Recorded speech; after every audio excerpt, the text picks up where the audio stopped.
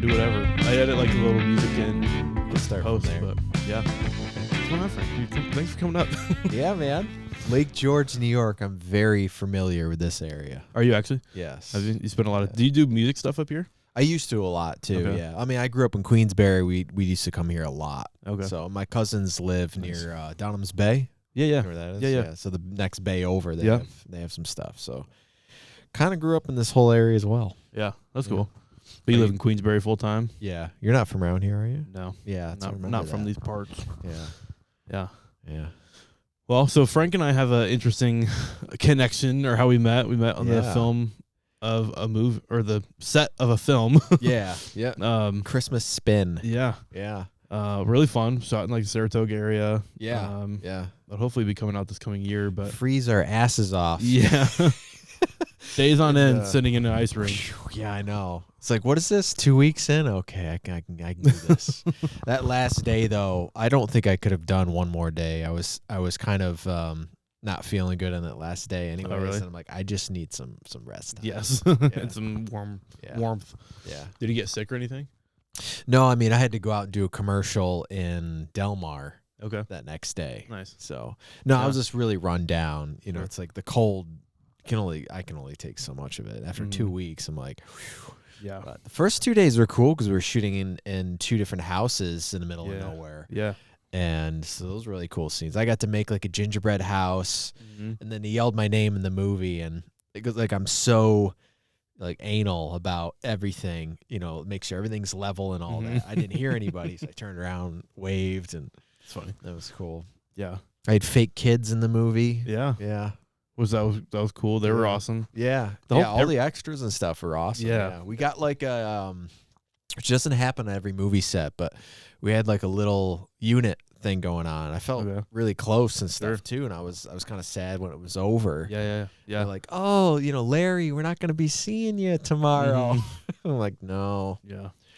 No. It was a tight knit group. Like everybody seemed to get along really well. Like Yeah. all the actors and actresses and extras, and everybody was like super kind. The crew was awesome. Yeah. I I know Lakota, the cinematographer, Yeah. and he's a really good guy. Yeah. Yeah. So I'm like, at least I know one person Sure. on the set when I walked in. Mm-hmm. Did you work with I him? thought you were like a PA or something. Like, nope, I'm an EMT guy. Yeah. Like they hire you guys for the movie? Yeah. Yeah, they do. I guess they do, especially those movies. I guess. Yeah. Yeah. I worked as a medic on the film, and then you were cast as one of the. Were you technically background, or were you?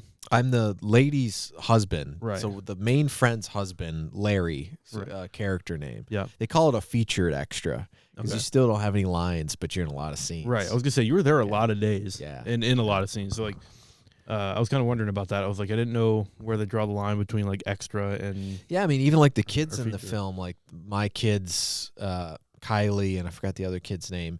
They were in tons and tons of scenes. So even though they're a featured extra, they're really like a character. In the movie. Yeah. You know what I mean? They're in a lot of it. They were. So Yeah. Well, cool. That was awesome. It was a fun film. I enjoyed it. That was my first experience on a full film set like that. yeah, I'm sure. it was fun. I don't know how many that makes for you, but Quite a bit. I mean, theatrical movies, I've only done a couple, but I've done quite a few commercials like Hannaford. I've done Super Bowl commercials. I've done 2 of those. So I've been in the Super Bowl twice for Doritos and a New York health insurance commercial. Really? Yeah.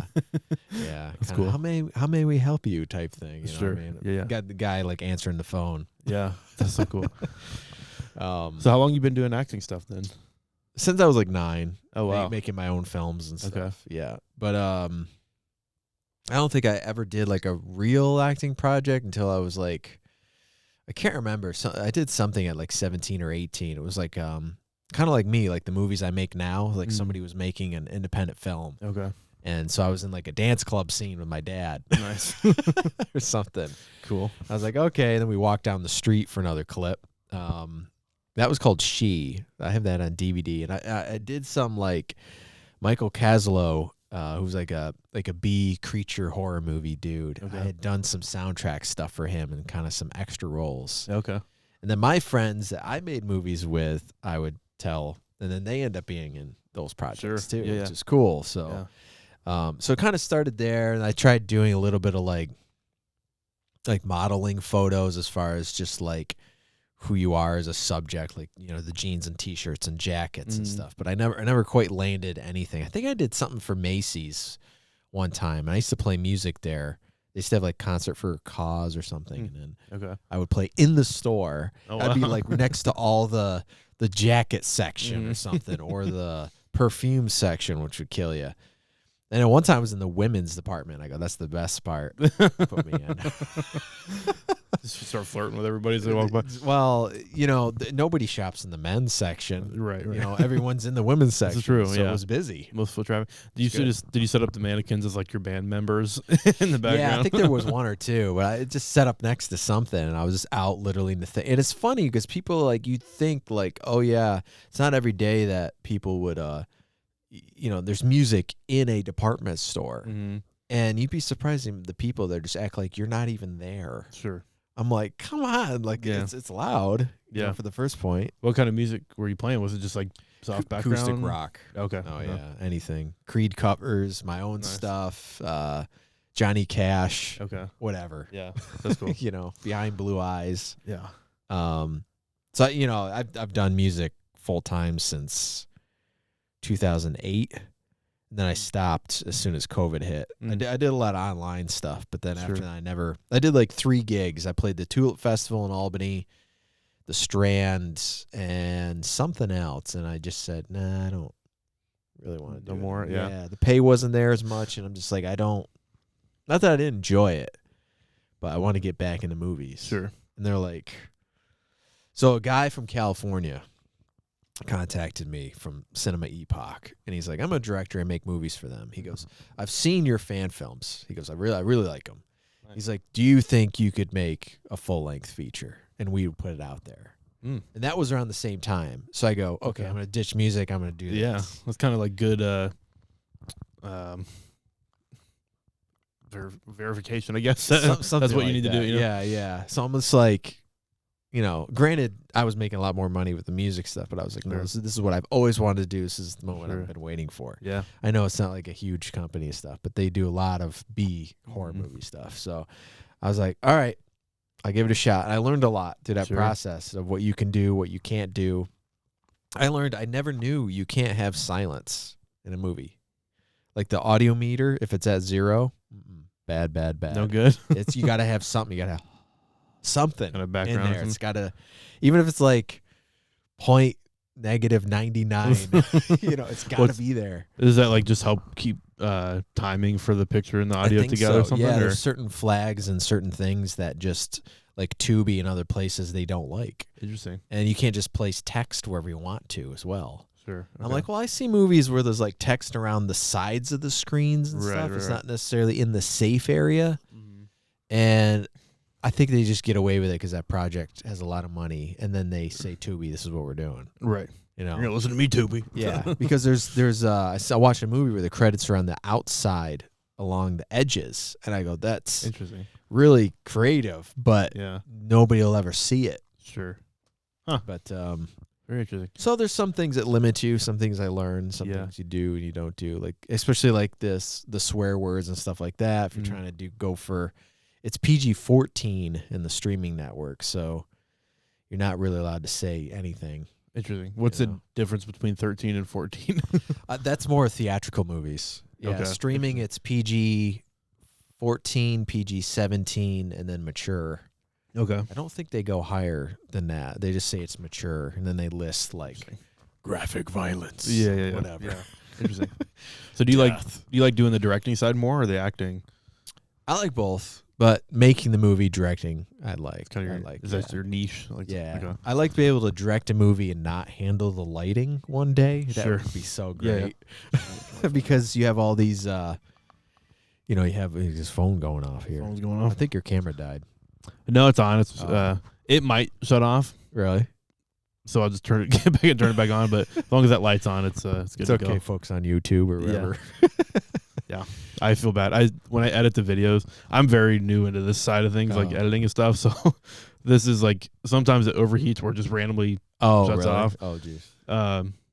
So you have to like just give it some time, turn it back on, and then you have to like splice them together and post. Okay. But Anyway, Then the audio goes to a different podcast part, right? Kinda. Well, I record everything goes onto like a little SD card, and then I just blend those together. Yep. Typically on like what do I use?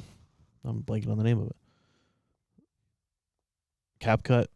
Oh yeah, That's what I use. Okay. And then I'll just download it from there, and I edit the pre and post music in on that, and then I can upload the audio and video file separate. So yeah, that's cool.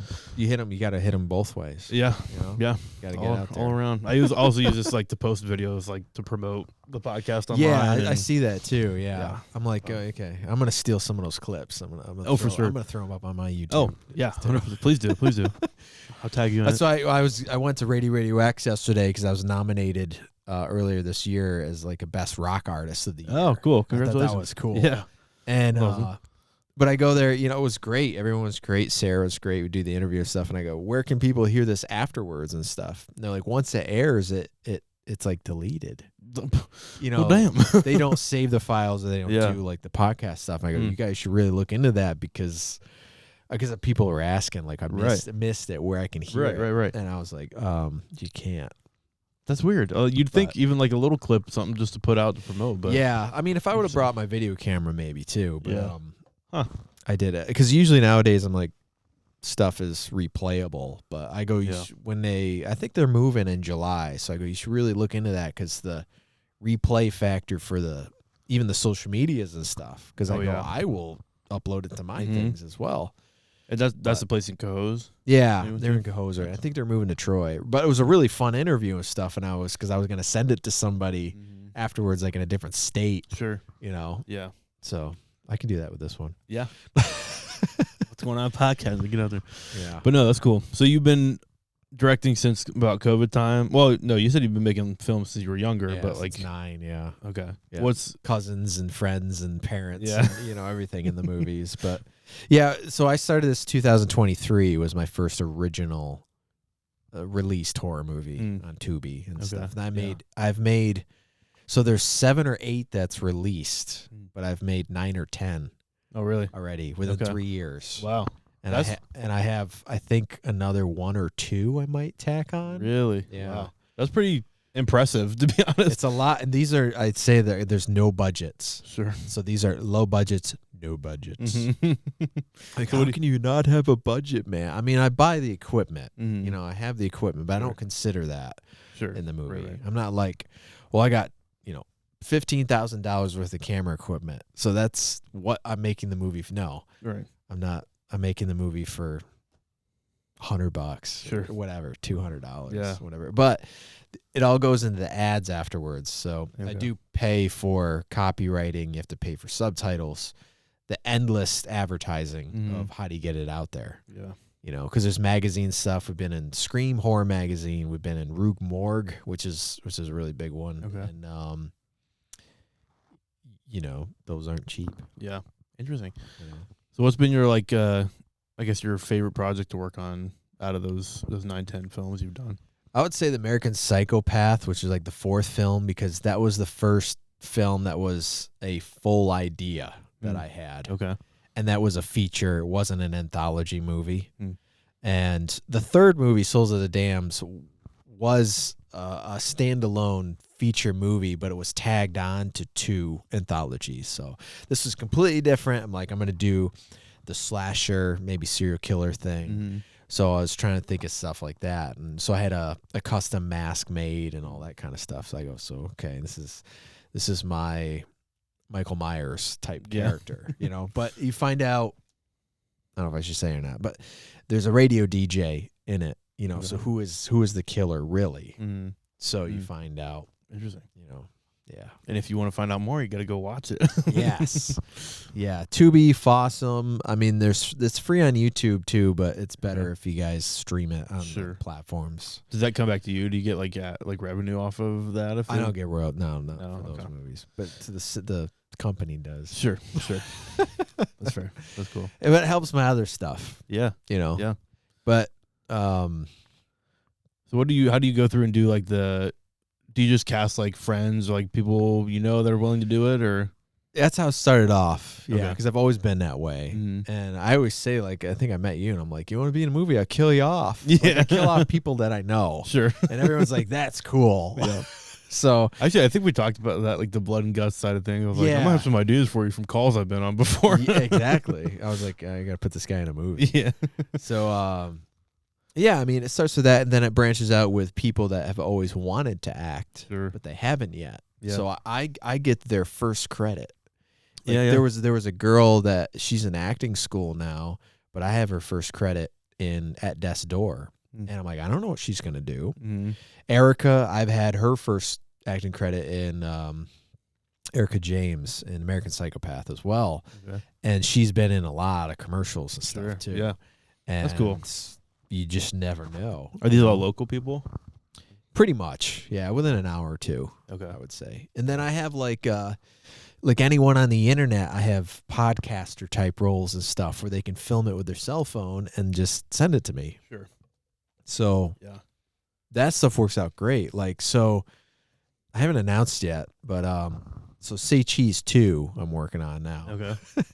And we have a lot of people in it. Lori Tucker, who was the video vixen in the Van Halen Hot for Teacher music videos and a few other ones. She's got a cameo. Brimstone, the wrestler. She's like a huge wrestler. And one guy, people are just emailing me now, and he's from the new Masters of the Universe movie. He worked on the stunts. Okay. He goes, I act too. He goes, I'd like to act in something that you have. And I'm like, how do you go from the Masters of the Universe to me? Yeah. Well, I mean, you're getting your name out there, though. That's pretty cool. Yeah. He lives in the UK as well. Oh, wow. So I'm like, how the heck did you find out? Because I don't even quite know if it's available over there. Yeah. So he's in it. He's got a cameo. That's cool. Geneva, I forgot her last name. I don't know how to pronounce it. Rossi. She was in The Walking Dead. So she has another voiceover cameo in this movie too. So I'm trying to get a few more stuff like that. Sure. Accolades or whatever. Yeah, you know what I mean? Well, I've been finding pretty quickly that's like how you build yourself is making connections and kind of like not always like you pat my back, I'll pat yours kind of thing, but like that is like how you build your reputation and like especially if they'll do it for free on the low budget level. Yes. But they all get a credit to the resume, to the IMDb stuff. So they're like, well, at least it's something I'm still quote unquote working. Right. Sometimes you got to throw in $100 or something for somebody to do something, but it's hard when you don't have a budget at all because I'm paying for everything myself. Yeah. And I've done that with my music for years and I've gone broke with that. I'm like, I'm not going to do the same thing with movies. So at least some of the projects I have a screening. We usually raise, some money based off of that. So I throw that back into the cost that costs me for all the stuff. And then I try to do music videos. I try to do stuff that I'm hired for to try to get some money back on the equipment at least, right? Sure. And then I try to think. So At Death's Door is the only movie that I own out of my own movies. Okay. So how does that work exactly? Because did you write all the other movies? But I put it out myself. Okay. So it's based off a writer's book, Christopher Pelton's Toe in the Water. It's called. It's all these like short horror story stuff. But yeah, it's based off of that, and so he came to me, and I go, so this is something separate. So all the movies I've made are for Cinema Epoch, and they have the licensing for it. Oh, okay. This is my movie. Okay. And I go, oh, I am responsible for distribution for this thing. Sure. So I used Film Hub. Okay. And it's still distributed by Palangi Films, but you're using Film Hub. It's kind of like a CD baby kind of thing or whatever. Do you like put it on there and they put it out to the different platforms? Yeah, like they pitch it. They're like a what do they call it, aggregator. They pitch things to Tubi and different places for you. Sure. Which is pretty. It's fine for now, and it keeps getting like it's on Plex now. They added it to Fossum. It's on Tubi. It's on like a few weird ones like Sling TV and all these like there's tons of these little small ones too. That's like this is like has a Roku thing, so I get all those on there. I'd be on so, there, yeah. I'm still waiting for Screenbox and what's the other one? Screenbox and Shudder. Okay, interesting. Because that's where the hardcore horror fans are. Is it? Yeah, I'm hoping with. It's kind of confusing, but so there's another movie called Farmhouse. I completed it last year, but it's probably not going to come out till after my new movies get finished and released. Oh, okay. So for me, I'm like, it's like 3 movies behind. Really? But I have to say, oh, this is a new movie. Mm-hmm. And that's through Bayview Entertainment, which I've never worked with them before. Okay. So I'm working with them, and it's kind of like the same thing as working with a studio, but they're a distribution company. Mm-hmm. So they are pitching it. They're doing things direct. So I want to see what happens with them. Because it's like, can they do more things that I can't? You know, or just kind of learn from their process. If they're really going to push it, you know, Yeah. which I always hope so, but you don't know. Right. You know, I've been in music stuff where they said, oh yeah, we're going to sign you and push you, and they don't do crap. Yeah. They don't Well, do anything. I mean, that's kind of the film we were just working on. Like they're not picked up by anybody yet. So, but they were talking about how they're going to distribute it and like hoping to make Hallmark, that happen. Netflix, Lifetime. I know that the director's done like a bunch of Hallmark movies. Yeah. So it's like, how could it not go that way? Yeah. You know, but Yeah. I didn't realize there was like, I guess there's like pressure. You could tell. It's like, okay, we need to make this right. Like, make sure we're putting it up to the standard it needs to be. And it's who was willing to buy it. Sure. Yeah. But yeah, it was an interesting film. That was really fun, like seeing everything. I learned a shit ton stuff I would never have thought about or like even like knew of until seeing it. Every production you learn something new because everybody works differently and depends on the style of the movie. Sure. I never worked on it was like a family friendly movie. I never worked on one. Yeah. I worked on like horror movies and like comedy-esque movies, you know, or drama. Totally different. Yeah. You know? Yeah. The only other film I've been relatively a part of was I was an extra one day on a film that one of my buddies was producing. Yeah. Sean Barnes, go check it out. Or go give him a follow. But it was like this bar scene. It was like a one camera kind of just like it was a bunch of like comics because he knew all of us would be down to like fucking go in and do it. Yeah. So we were just in this bar. It was all people we knew. We were just hanging out and like talking. Yeah. And it was fun as hell. Like it was cool to see it and like see them go through and do all the takes. And you never think about how many times they have to do one scene just to get different angles, like camera angles, to see like different faces and stuff. Yeah. And same deal with Christmas Spin. Like never would have thought of all that. I also never thought that in my mind, I always thought that they shot a movie in order of scenes. I never thought of them jumping around like that before. Yeah, that's true. With my movies, I try to do in order based off the scene. Okay. But not the movie. Sure. Right? Yep. Well, they would even do that. I didn't think about that. They would break it up by scene. Like they do a section of a scene and then like days later do another section of that scene. Yeah. To me, that would be really hard. Yeah. I've done a little bit of that where it's like, well, since we're here, this is going on. Let's do the scene that happens later. Sure. You know what I mean? Yeah. Like if this was the scene that happened 3 times, I'd say let's just film it now. Mm-hmm. You know what I mean? We change our shirt or something like that. Right. You know what I mean? Yeah.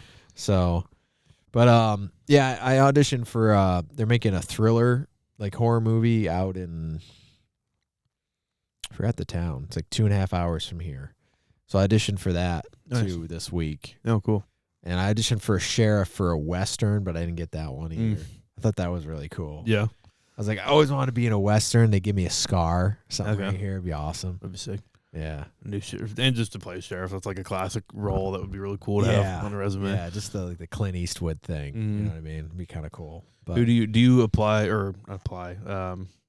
like submit auditions directly for these films, or do you have like an agent that helps you with that? Yeah, or sometimes there's a few extra casting agencies around here, and you'll just get an email saying, hey, like I just got one the other day too. We're doing a tourist commercial. I've been in like, I don't know, 4 tourist commercials, like Lake George tourism and all that. Yeah. So they're having one like 3 hours from here or something. And I was like, yeah, I'll do it. It's usually like a ton of water on my shirt. So he's like, hey, can you do it Thursday? The audition's, shoots Thursday. Sure. Can you send the audition like today? Yeah. I'm like, today's Friday. Shoot. Yeah. Rough. Okay. 6 days. Yeah, it's pretty short notice. That's rough. That's how it is.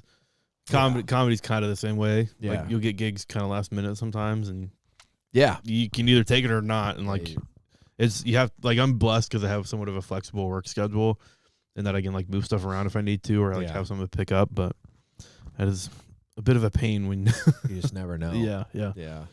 Well, nice. I don't know if I'll get it. We'll see if I get it. Yeah. I don't know. That'd be cool. What's your goal? Like where would you like to? Do you want to stay doing what you're at now, or progress into like different fields, or like work with certain groups, or what would you like to see happen?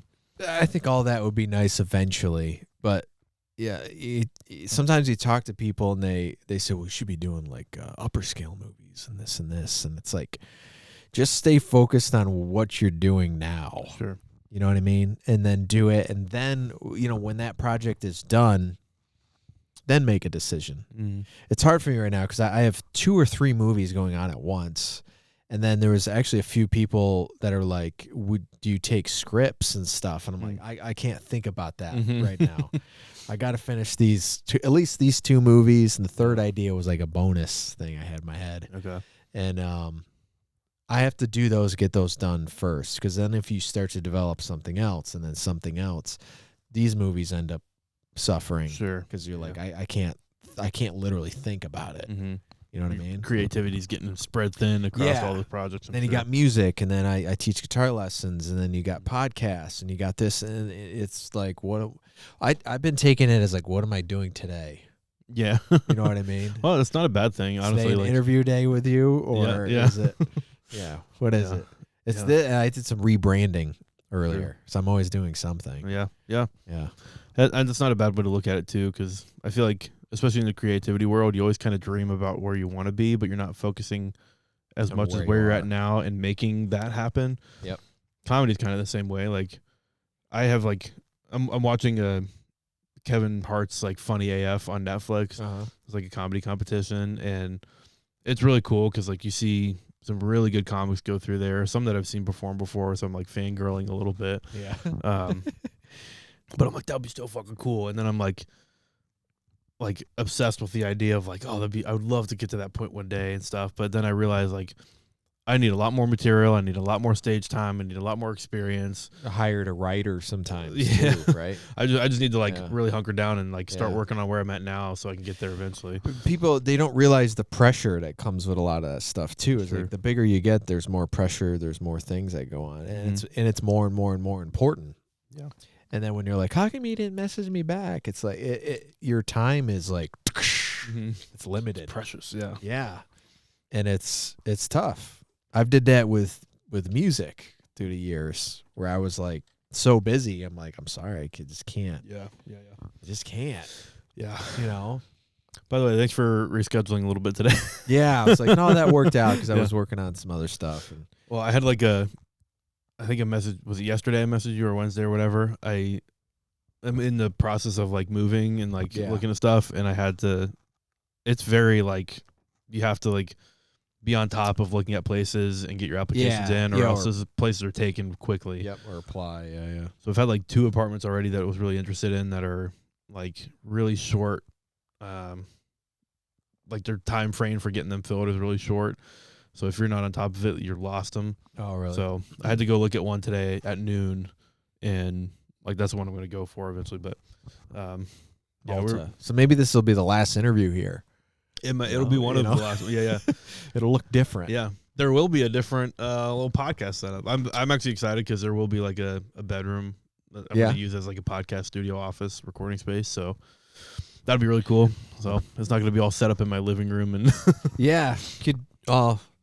it depends the theme too. You could keep the couch chairs. You could do like the recording desk kind of chairs too. Yeah. I kind of want to.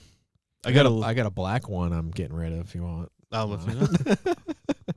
I do need to replace these. My these came from my parents' house, and my cats. Yeah, my parents' cats scratch the shit out of them. So and less stuff to move. Or, So I'm moving soon too, and I'm trying to get rid of a bunch of stuff, and it's like you don't want to move it, right? You know what I mean? You want to. It's better to purge. Yeah, this couch, you guys can't see it, but it's comfortable, but it's like pretty old and it's falling apart. If I was in like a 70s scene or an 80s scene, you know, it looks like the couch from Halloween. Yeah. Yeah, you want to murder someone on this couch? Go for it. Yeah, we'll do that before you leave. Yeah. But no, I kind of don't want to move it because it is big and bulky, and I'd like to get something new for it's a new place. So and we could do that. But let me know when you're moving. Maybe I could squeeze in a scene here. I'll let you know. Especially if it's a little more empty. Sure, we could do something. Yeah, I'll let you know. Probably July. So okay, July, that's July when I'm moving too. Yeah, where are you moving to? Yeah. Or are you just somewhere else? Queensbury. Okay. Yeah. Nice. Yeah. We usually move like every 3 years out of a house, and we've been in this one 10 years. Okay. Oh wow. And it's just time. Yeah. Different change of scenery, I guess. Yeah, and a better setup maybe too somehow. You know, I don't know. Yeah, figure it out. I got to rebuild. Everyone's like, "You gonna have space for a studio?" And I go, "We're gonna have to build it." Mm-hmm. No, we don't. Do you have a studio set up right now? Yeah, on the first floor. Okay. But it depends. This next one, because you basically have the studio, but you still have you live upstairs. Mm-hmm. So, you know, sometimes you have the feet walking and creaking and stuff. So this next house, it won't be. There won't be an upstairs with a studio. Okay. So that might work out for the better. Yeah. It'll be a little quieter. Sure. That's something else I never thought about before until I got on that set of Christmas Spin. Yeah, and you're like, you move an inch and you're there goes the scene. Because I got to tell it's like because my parents live with me, and I'm like I'm recording 1 to 4. Mm-hmm. You guys got to leave. Yeah, or something. Yeah. Now they don't. You got to clear the house for a little bit. Yeah. Recording a murder scene. Now they don't have to do that. Sometimes the kids, when they are teaching lessons and stuff, and they'll hear the sink going upstairs or my parents walking, whatever, and they'll be looking up in the sky. I'm there's people up there. Yeah. You know, you should freak them out. It's just Be the noise. I live alone. Oh my god, spirit from one of the movies. I didn't do that to scare people. That would be a really funny prank. That'd be cool. Nice. Yeah, there's a lot of stuff coming up though. Yeah, dude, you're a busy dude. I mad respect. You got a lot going on, but I want to talk about the music. You'll have stuff. to watch more of the movies. I actually send you the links. Yeah, I'll tag you in. Gotta watch Say Cheese at Death's Door at least because those are the sequels I'm doing now. Okay. So if I came over and filmed something, it'd probably be for At Death's Door 2. Sure. And we'll do that. Yeah, that'd be cool. That'd be cool actually. That'd be cool. But let's talk about the music stuff too. So you mentioned doing music for a long time. Yeah. Do you want to kind of plug your stuff and then get into what you're doing? Are you doing much music stuff at the moment, or? I do have an EP coming out August 28th. Okay. It's called Vampire. Okay. So I'm finally going into the horror movie direction with the music a little bit. Cool. Okay. Not entirely, but do you score a lot of your own stuff for films? Yeah, for the movies and stuff. Yeah, not everything, but a little bit. Okay. Yeah. As if I had more time, I definitely would. Sure. But it requires a lot of time too. Yeah.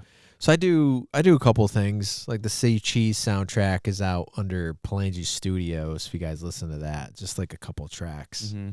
But in the movies, you can do 1 track, cut it up, and all of a sudden it'd be 4 tracks. You know what I mean? Because you only need little snippets of it. So, but musically, so I have 6 EPs out, a lot of singles. Never released a full album.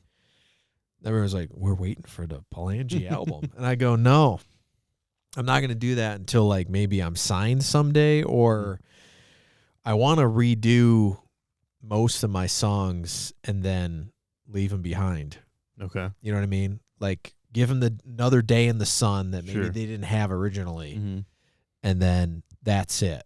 Because I'm obsessed with I got to redo those songs someday. You know, because we did them in huge studios. We did them in Nashville. We did them in Virginia and blah, blah, blah. But it's whether it's my voice, just because of me being younger and certain other thing, or it's just the mix itself. I'm that mix could be 80 times better. Sure. You know what I mean? Do you do every part of it, or do you have a band you travel now with? I do. Yeah, now I do. But Yeah. I always have a drummer record drums in a studio because you get that sound. Sure. You know. And it's good collaboration too. But I do usually write and perform all the instruments, and I'll just say, here it is. Here's the demo. Can you can you throw up basically? You know your drums. Yeah. Yeah, I can't say that. Regurgitate. Regurgitate. Yeah. It's not one that you can just be like. Yeah. Yeah. Say regurgitate 5 times fast. God, I'm gonna throw up. So, I've been working with like Kelly Clarkson's drummer. I worked with him for at least 12 years on my songs. And cool. Casually drop that in. Yeah, Daughtry's drummer. Oh, wow. He's in Live. He was drumming for Live. He drummed for Courtney Love. He's been on a couple tracks. But David Nestor, who is he drummed for Aaron Lewis from Stained, and he's Disturbed drums tech and System of the Down, and he's doing the Sonic Temple Festival coming up. That's cool. So he's been working on and drumming on my stuff too recently. Are they all Nashville guys? Yeah, and he's gonna be in one of the music videos too. Oh, cool. Yeah, it's kind of cool. So, yeah, he's a Nashville dude. Because of like this, I had interviewed a bunch of people during COVID, and like Eric Rogers is like one of the best sound guys. I got to talk with him, and I think he mentioned David, so I checked him out, and then I asked to interview David, and then we just started talking, and then he was Ace Frehley's drum tech for a night. He came to Hudson Falls, so I go, he's like, yeah, we come over and hang out. So I literally went over and hung out with Ace Frehley's band for the whole night. That's cool. And when Ace Frehley played on the stage, I was behind his amp the whole time, so I was actually on stage behind the amp. Because he was the drum tech, so you had to sit there, watch, make sure everything was good. That's cool. So that was, especially because he passed away, Ace Frehley now, that was a cool experience. Yeah, and then I interviewed the whole band eventually. When was this? Was this recently? I think 3 years ago. Okay. 3 years ago now, yeah. That's awesome. Yeah. Well, damn. I just did a set medic on a music video for In This Moment. Yeah. And I didn't realize they were like kind of localish, but they are. Big. Yeah. That was fucking cool. That was like much different vibes than the Christmas spin. Yeah. Yeah. Yeah. I didn't know this band until I got booked for that, and like it's usually a day shoot. Yeah. Well, two. The one I was in was because they were doing like a suspension shoot, so it was kind of like a little more high risk because they had me come in. Yep. And thankfully, my job's pretty boring most of the time. I'm just sitting there and get to watch everything, and there's a full ass food table out there, so I'm just eating and fucking drinking coffee and watching the snacks all day.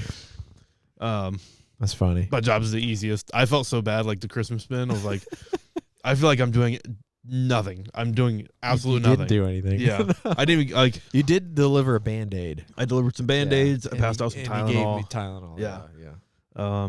Some liquid IVs. That was about it. Yeah, which is good. I'd rather not do anything on this. Sets, but yeah, it was cool. It was a neat vibe. It was neat to see like them. They obviously weren't worried about like live recording audio during that. Yeah. Yeah. But they would like play the music, so you got to kind of like jam out while they were doing like a set. So you would be singing suspended up in the air and stuff. It was really cool. That'd be cool. That music video should be coming out. I think they said the end of this month. It was like a really quick turnaround time for it. They are now. Yeah, really fast. Yeah. I filmed, was it the vampire one? Or is it Vampire or the Dragon? I filmed it and edited it and finished it in the same day. A whole movie? Yeah, a whole music video. Music. Oh, That's the first time I ever did that. I thought it was like a whole movie. I was like, Jesus Christ. No, but I don't know. Things are getting a little faster. Like Say Cheese, I think I've been editing 3 total days, like full days, where usually like my first movie took me like 20 days to edit. Sure. What do you use? Do you like DaVinci Resolve? Okay. Yeah. Okay. Yeah. Yeah, it's quick and everything. My setup's pretty easy. Like I don't have to edit much other than like I had to buy a new computer because the stuff I have like 12K files. Oh wow. Yeah. So it's like, how does it handle that? Sure. So I edit in 3K now because I got a different camera. Mm. So even if it's a 4K camera, I just do 3K. Okay. Then I don't upscale it, but I transfer it into like a wider format. Okay. So it's not as cut off. Okay. 3K or 4K can cut off if it's not full frame. It cuts off the sides. Okay. Kind of like this, right? Yeah. It cuts off the sides a little bit. So I put in an anamorphic because I love anamorphic. Okay. So you put in an anamorphic effect, and that will make it full screen. Okay. Is it like blurred on the outside or like? You can, but you can get rid of it. Okay. So literally, just looks like that your lens of the camera is a lot wider than what it was when you filmed it. Interesting. Huh. So it just makes it look more like a movie. Sure. Like a video is a little more scrunched this way, I still feel like. So I'm like, how do you make that? Yeah. Straight. And if you want to, you can actually convert that into like an anamorphic widescreen. Okay. So it's even wider. Interesting. Yeah, but you can't really release it that way. They're like, you can't release stuff with the bars in it.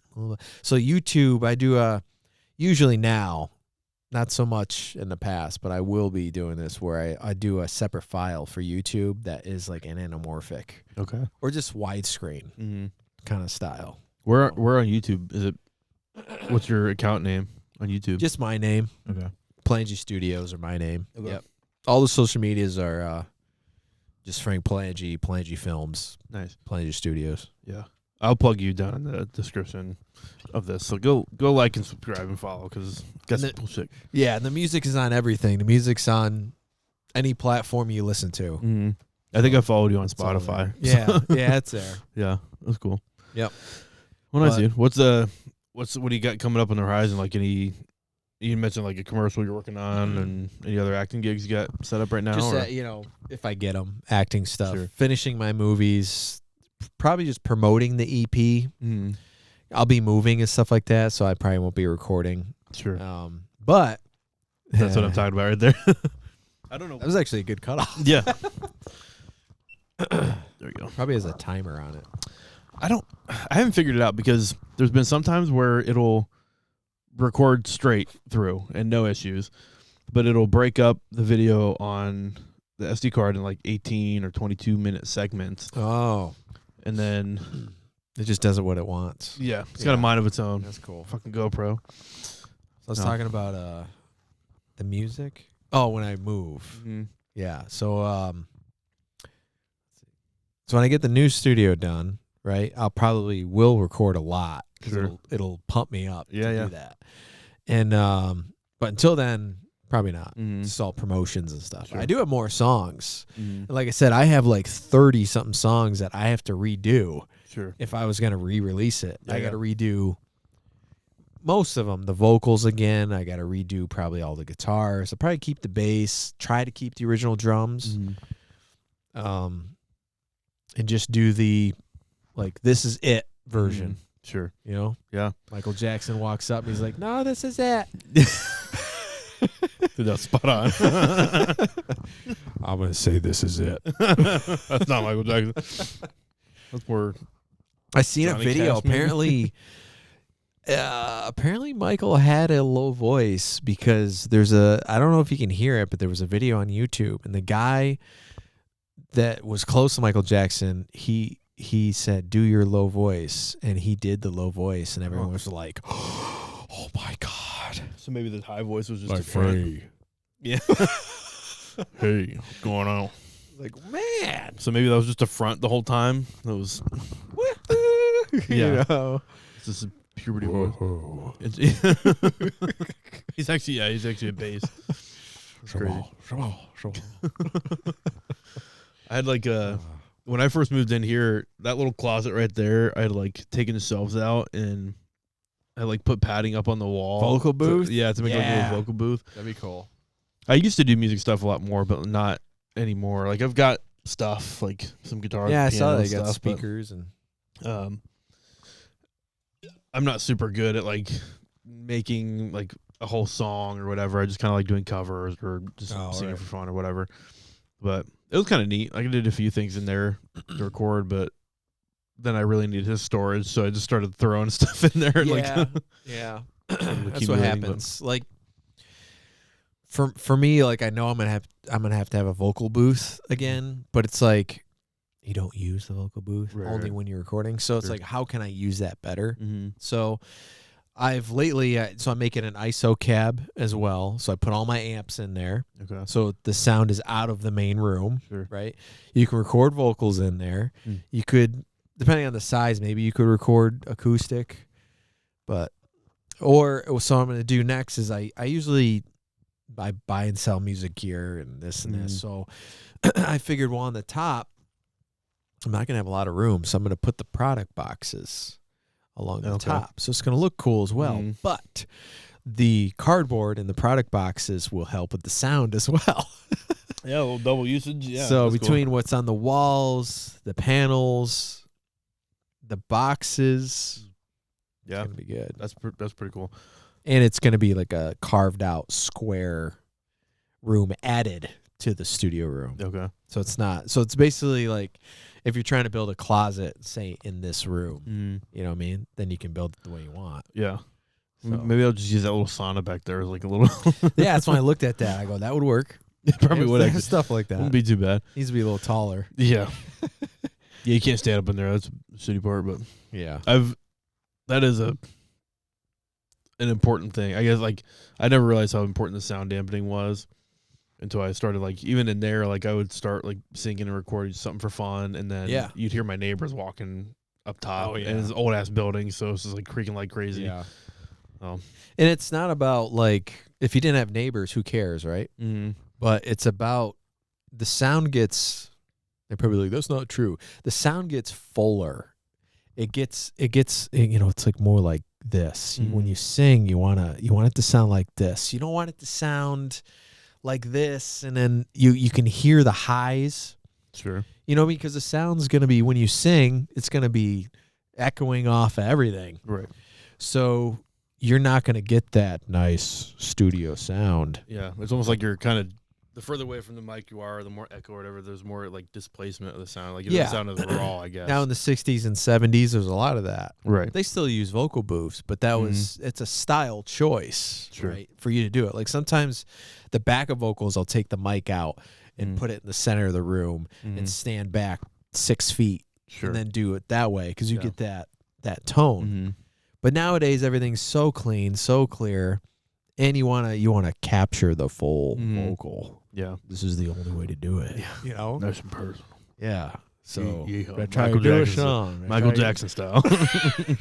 That's how you do it, Sean. That's how you do it. You record the vocals, you drink the water. Yeah. I remember asking the guy, I go, what do you do to warm up your vocals and stuff? He's like, just drink water. Just drink water until you start to piss, like every 45 minutes. I'm like, what? Okay. It does work, but I'm like, it doesn't work when you're on stage. Yeah, there's still a good warm-up routine to do. Yep. That was like, I started doing vocal lessons. I don't do them now, but for a few months I had done them down at Clifton Park. There's a studio down there, and we just started doing like 5-10 minutes vocal warm-ups, and that in and of itself was like tremendous because I was always in the habit of doing that before with like choir groups I was in or whatever. Yeah, warming up a little bit. And then you fall out of the habit, so you're not kind of being intentional about practicing. You just kind of want to get into the performance, I guess. So immediately my range started opening up. Like my upper registers were a lot better. Yeah. So that's my case. I would just go in and do it. Yeah. Where now it's, I got to warm up and this and this. Yeah. You can hear my voice now. I talked yesterday. I had that interview too. I talked, and this is what happens. My voice just kind of lowers and gets grittier. It's your Bob Ross voice. Yeah. Kind of a nice song. So listen to my voice at the beginning of this interview to now. It's different. It's gonna go down an octave. Yeah. And then I start talking like, "Hey guys, what's going on?" Man. Well, this has been fun. Well, that's the thing, right? So if I talk like this, all that pressure goes away, and I could talk for another half an hour, but my vocal range is here. Sure. And there's actually pressure going on because it's lower. So it gets tired easier. Someone was like, hey, what's going on? Like I try to maybe talk a little higher, but no, when I talk, I'm here. I like the lower voice, like kind of draws people in a little bit more. Yeah. So that was good. Yeah. I was thank you very much. I'm sure. Oh, well, if you've been to Nashville, I went there two Decembers ago. I was on a road trip. I stopped in Nashville for a few days.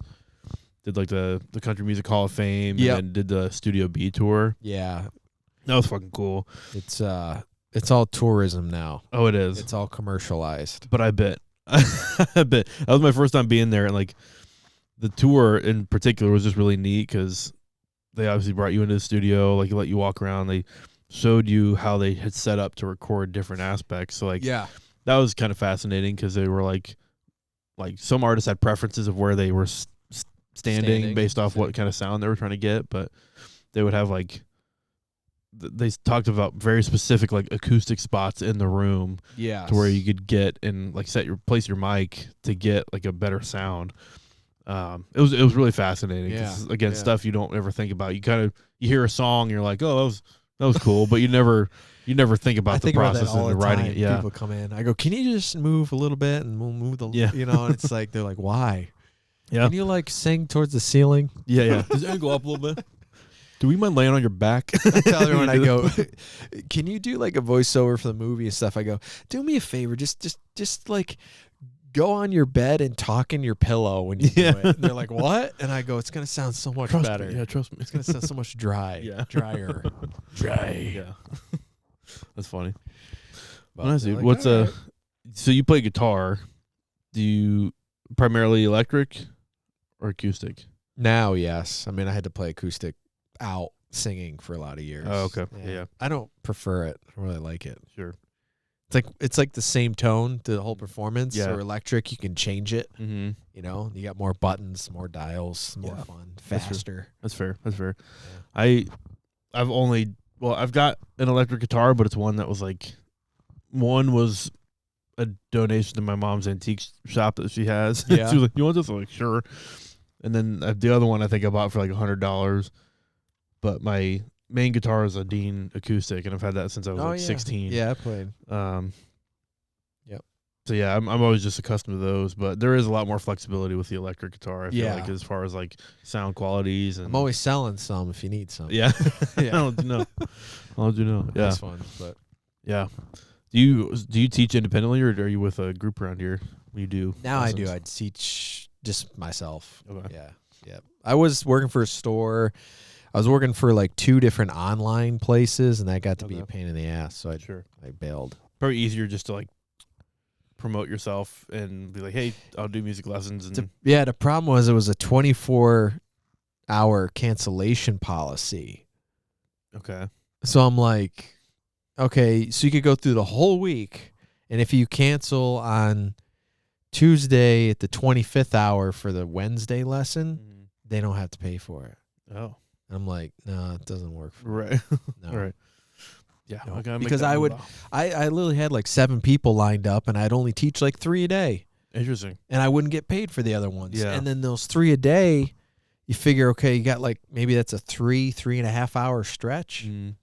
So like I'm teaching like the first one, and I got to wait another hour, hour and a half. And then there's the third one, and then I gotta wait at the so now you just wasted like 4 hours of your day, right? That you can't really commit to doing other things. Because what are you gonna do for an hour in between? Yeah, lessons? And I'm like, it should not be that way at all. Yeah, because people, for whatever reason, it's just like that's the teacher. That's like swimming lessons when you go to the YMCA. Mm-hmm. You pay for the whole thing, you don't get the money back. Right. You either show up or you don't. Right. And you know. So do you make them pay ahead of time? Yeah, I do it monthly. Well, yeah, which I couldn't do that on the internet either. Sure, because they wouldn't allow it. That's pretty smart. Even if it was like, if they canceled a week before, they could get their money back, but then you'd have time to reschedule. See, 24 hours you can't reschedule either. Right. So I was like, man, that was the studio that I was, or the lesson place that I was doing vocal stuff through. They had a kind of similar policy, but it was really confusing. Like when they explained it to me initially, I thought that they said that you wouldn't get refunded. We would send you like an online video for a lesson, and that was it. I was like, that's kind of lame. Like they wouldn't let you reschedule a decently expensive lesson, you know? Yeah. I don't know. But they send you a video. but I was like, is it just a generic video or what? And then I found out that you could reschedule the lesson. And I don't know what the video thing was about still to this day. I never figured it out, but they have something like that. Maybe he makes like a 5 or 10 minute overview video of something to work on. Yeah. You know, it's like we were working on this, but right. you know. Which would be cool. Like it'd be a little more personalized, I guess. But yeah, it was really confusing, the whole policy for that. Yeah. I see. So you grew up in Queensbury? Yeah. When did you graduate? Bit ago. Yeah. How old are you? What's your social security number? I don't tell anybody my age anymore. Yeah. It doesn't. Oh, it's okay. They don't need to know. I only ask because I'm like, okay, who do I know that might have graduated around the same year? The know later 2000s. Okay. Put it that way. Well, I graduated 2016. So, but not from up here. I'm from Ohio. 2016. So. Okay, yeah, I was before you. I'm trying to think.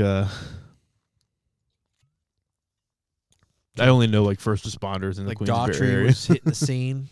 Yeah, at the time. How famous was Hoobastank when you graduated? Very. Yeah. Yeah. Very. Well, by the time I graduated, I don't know, but dude, I remember 8th and 9th grade. They were really popular. Yeah. I love Hoobastank. I've got Godsmack, Breaking Benjamin. Oh yeah. Something corporate. You know, Okay. Boulevard of Broken Dreams was hitting. I love Hoobastank, but because we had the one album, Reasons. Yeah. My mom had that in our car, and we'd listen to that all the time. Torture. Every time it comes on, I kind of melt a little bit. I'm not a perfect Oh my person. god. I hit next. Do you? Burnout on it? Oh my god. Yeah. The drums though, on that record, the first 2 records, because I would always use other people's music and then practice it to try to learn drums. Drums on it, they're not in like, I don't know how to explain it, like normal time signatures and stuff. Right, like he's not like 3 Days Grace where he hits things in weird pockets. It's just like it's different. Yeah. So it's actually really good to drum to. Sure. He does not that song, but the other stuff. Yeah. Yeah. Not that a crap ass, no. Yeah, it is kind of not that shit. I have noticed that on a few of their songs where you're trying to keep up. Like I finger drum or finger drum. Yeah, it's not like a straightforward beat. Yeah, it's kind of so you have to think about it a little bit. Yep. Which is cool. It's kind of cool. Yeah, you know, and it's like okay, all right. It's kind of cool when a drummer stands out in a group because like I feel like drumming is like you kind of get lost. It can be an art form. Yeah. Yeah. But to stand out, you really have to do something kind of different. Yeah. It's like, he's just hitting the cymbals. Yeah. No, because my cowbell. My focus when I watched bands when I was younger was always on the drummer. It was never on the guitar player. Really not. I care less about the singer. Yeah. It was always the drums. And the bass guy kind of always was near him. And then once in a while, the guitar guy would pop out and do something cool. Yeah. But I'm not like even today. If I Slash was like right here and I was front row watching him, I don't think I'd be like, oh my god. I had to watch through his legs and try to see the drummer. My eyes would be in between his legs, if you know what I mean. The drummer, that's what I mean. over his hat. Yeah, you know, if you can get there. Sure, that's funny. Yeah. Do you So who's your idols like musically? Who do you like? Metallica, Ozzy, Megadeth, Randy Rhoads, Zach, Drowning Pool, the original Drowning Pool. I'm not familiar with them. Yeah, Bodies, pretty good. Bodies hit the floor. Oh, okay, Bodies. Okay, yeah. Godsmack 2 was a huge one. I think just because of the style, and 3 Days Grace. Yeah, a lot. Breaking Benjamin, I listened to them, but I didn't really ever care to learn their stuff or whatever. Did you ever see any of them live? Yeah, I saw all of them live. I got to open up for some of them too, which was cool. No shit. Yeah, really. So cool. Like Power Man 5000, right? I had listened to for a while. That's Rob Zombie's brother. Okay. And I ended up opening for them 3 times. No shit. Up in this area? Yeah. Wow. Yeah. I opened for Megadeth. Really? Yeah. Yeah.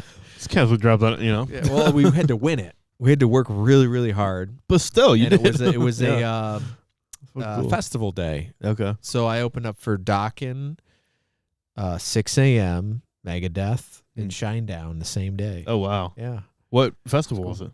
Rockin' Derby. Rockin' Derby. Then the next day, I would opened up for Creed or Scott Stapp. Okay. But this day I think was better. It was good. Shinedown would be really cool. Good. They were on the other stage. There's 2 stages. They're on the other stage. But I could go anywhere. I had a pass. I could go anywhere. Yeah. So I walked over, and the Shinedown guys, there was a gate thing here, but there was a person from the radio station, and they were sitting there doing an interview, but I stood right next to the gate, and I was listening. Yeah. I mean, I could go anywhere. Yeah. So when they were done, I could have followed them and chatted with them and stuff, but I had to go. Yeah. So I thought you were like, yeah, I opened up for like Shinedown. Well, I was busking out front, but it's the same thing. Well, I mean, I've opened up for Aaron Lewis, Trapped, Fuel. We did a lot of dates with Fuel. Nice. Trapped, I think 4 times.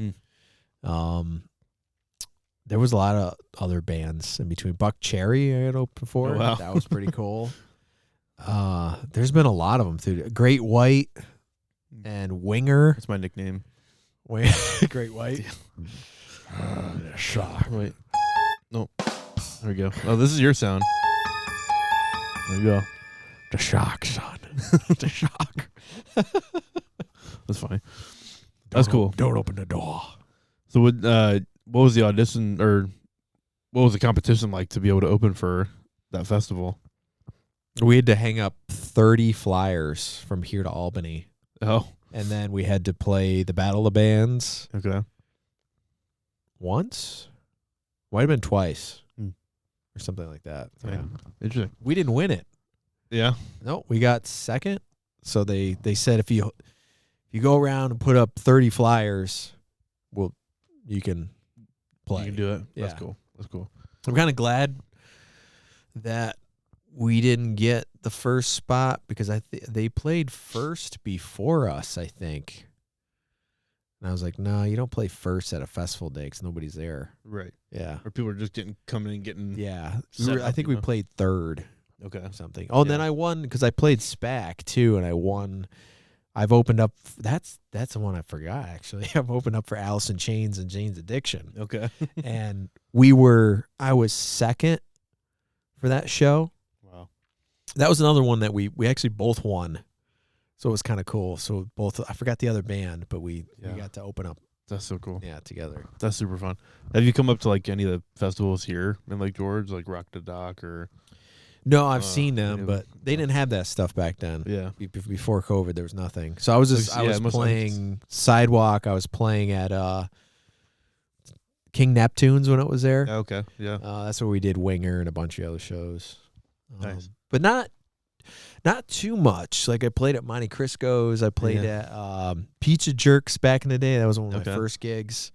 But Lake George just never really paid enough. Yeah. Everyone's like, well, you do it for the tips.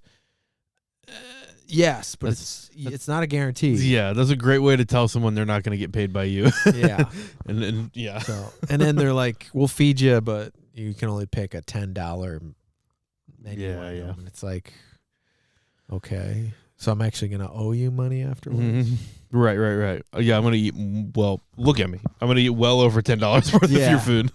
Yeah. That's fine. So eventually what I said is don't include food. I'm including it in my price. Sure. Because I don't want to deal with ordering it, the times. Right.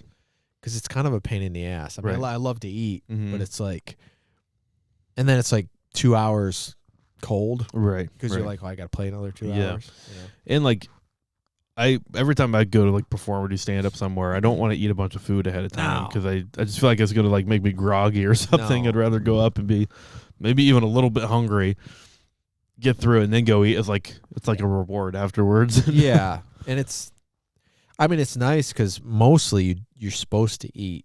Like when you play a gig and people feed you, you eat before. But I go, I can't. Yeah. Much rather after. A singer. Oh, true. Yeah, you know what I didn't mean? even think about that aspect. Yeah, you're kind of frying your voice if you have like dairy products or you're eating like pizza. Sometimes I had to, and I'm like, I wish I could eat more of this, but I can't. Yeah. I'm just staring at. Well, I got bass player. I can eat it, sure, I'm gonna stick my head in that fondue fountain. What I would do I'll to that just play fondue guitar right now. and eat all day. That's why I love the movies, though. You said you're around. We just eat all day on the set. Yes. Oh my God. The commercials are like that too, man. You're there half a day and you just eat the whole time. That's the music video was that. They had a really nice spread of food. Yeah. A really good caterer came in. Exactly. I'm like, because I'm gonna park my ass right here at this table. Yeah. Just chow down. Because a commercial, they don't need you. They don't need you a lot on a commercial. Sure. So you're just like, what do? You just eat. Yeah. Dang. Yep. Well, nice. This has been fun. Yeah, dude. I like it. I think we're we're an hour and 5. Cool. So perfect. Want to plug again? I'm gonna comment a lot of the things down below, but kind of plug your stuff. Where can people find you? Where can people watch you? Go for it. Oh, you want me to say it? Yeah. Oh. Put it out there. So all the music's on iTunes, Amazon, any streaming platform you listen to music, Shazam, whatever. Nice. And then the movies are on Tubi, Fossum. They're on, a couple of them are on Pluto TV. A couple of them are on Troma TV. Remember Troma Films, Toxic Avengers? Okay. Real B movies. Yeah. So it's on some of those. Free on YouTube. I think the most important thing is to, if you guys like the music, is to download it. Okay. Not just stream it. If you like a song, buy it for 63 cents and download it, because the artists, they still make way more money than you literally have to stream that song 2,000 times for me to make, I think, the 63 cents. So it's, you just, then you can listen to it when you're offline. Mm-hmm. There will be a point someday where things will be offline again. Yeah. Like, I have nothing. Yeah. Well, you own my songs. Yeah. Listen to those. There you go. That's funny. But, helps a lot more. Yeah. Well, I'll tag you down in the, or put your socials in the bottom. Yeah. Go follow, like, subscribe. You're gonna see this guy a lot. Yeah. Got 3 different branches, between the films and the studio and myself. So I'm trying to. I've been doing the rebranding this year, but there's certain things I'm trying to really hit home. It's like original hard rock music. Sure.